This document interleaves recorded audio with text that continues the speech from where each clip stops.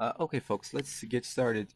I'm gonna put this effector null to this under this null, so just we have a bit more neater object manager.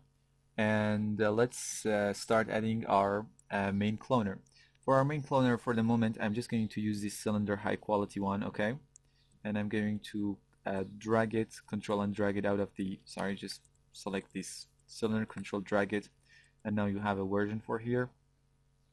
And also I'm going to disable this main cloner because I have this box indicator, and I think that would be enough for our main clone creation. Okay, so let's simply add a cloner and let put this cylinder HQ into this cloner. And I think because we know the dimensions of this box, 380, 200, 110, 100 to 110, even though the Y really doesn't matter. So we can simply, for now, disable this cube also and start working on our cloner. Make sure your cloner is set to grid array. And we just need one row in Y direction. And actually, let me disable my studio so just see what's going on here. Let's go to something like 39 here, and I think I use something like 11 in the z-axis. Change the box, as you remember, it was 380 in x. The y-axis really doesn't matter, and the z-axis 110. And this should give us a really complete. Okay, that's enough, I think, and getting what we want really. So this is good, and the next thing I want to do is to actually apply I just hit NC to go to quick shading, and now the next thing that we need to do is to go there and actually apply the shader effector that we first apply shader effector and then use the shader that we created inside After Effects. So let's go there, apply MoGraph effector, and add the shader effector. Okay. Now the shader effector, first of all, let's create a material, and again enable the luminance channel. Let's name this the chord shader. And let's import our shader. I provided you with these files. You can use them really easily in your project. So let's double click on the first one. It asks you if you want to create a copy in your project location. We say no. Go to that. Go to your animation tab. Click on calculate, and that will load up that logo for you. Now for the shader effector, the first thing, change the parameter. We don't want to affect the scale, we just want to affect the position in y-axis. So let's go to 100 centimeter for the moment. And now the next thing I want to do, in the shading tab, make sure it's set to luminance, apply this texture, and in the shading tab, make sure, just to be more sure, apply this texture tag here. Okay, now go to this tag and make sure it's the projection is flat, and go to your texture mode, select your rotation, and again we need to rotate it 900 degree. Hold down shift so it's snapped to 10 degrees increment. Select your axis mode or enable your axis mode hitting L.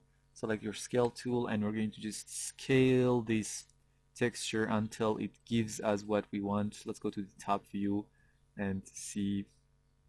I think this is not too bad at all.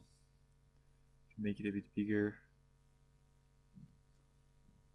a bit smaller. I think this is definitely good. Let's see.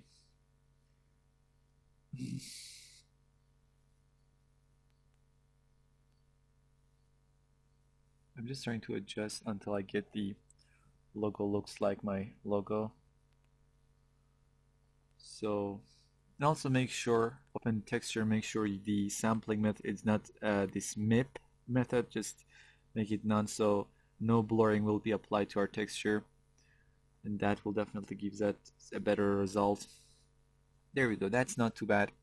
Now what you can do is simply I want to save this selection. So basically I want to have this clones selected, so whenever I apply for example plane effectors, just these clones that are affected by this shader effector to be affected that time. So it's really easy. Select your cloner and go to your MoGraph, go to your MoGraph selection, and now you can simply select these clones that are being affected by our shader effector. There you go. Make sure all of them are selected, and now you have a simple MoGraph selection that you can name it MoGraph selection shader effector. Okay, there we go. That's really easy. Now that we have this shader effector, I'm actually going to for the moment disable my shader effector, and just let me organize my scene a bit more. I'm going to put these guys down and Alt G, and let's name this guy the cloner. Okay, that's our second cloners, and let's put these guys and again Alt G in here, and this is our effectors for chord. Okay, and the next thing, let's just create new layers, or why we just add this guy to our actually our effectors layers. We have a layer set up for that.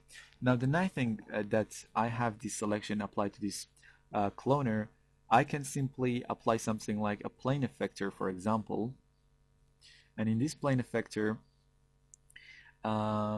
what we can do is go to this effector tab, and you have this selection. If I put this MoGraph selection in here, now the only clones that are going to be affected by this plane effector are the clones that are selected by our MoGraph selection. So if I, for example, go add a falloff, like I don't know, maybe a sphere falloff, and if I move it around, you get this effect. Very nice.